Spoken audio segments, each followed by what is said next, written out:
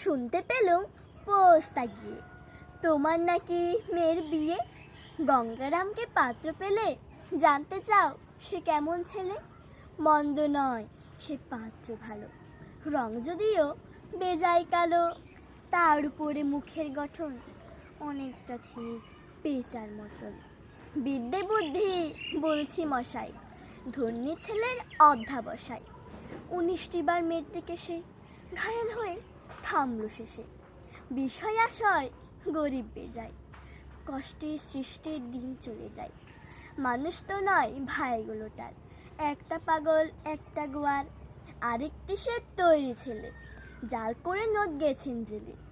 কনিষ্ঠতি তবলা বাজায়, যাত্রা দলে 5 টাকা পায়। গঙ্গারাম তো কেবল ভোগে পিলের জল আর পাণ্ডুরোগে, কিন্তু তারা উচ্চ ঘর, কংসরাজের বংশধর। শ্যামলাহিরি বনগ্রামের, কি যেন হয় গঙ্গারামের। যা হোক এবার পাত্র পেলে, এমন কি আর মন্দ ছেলে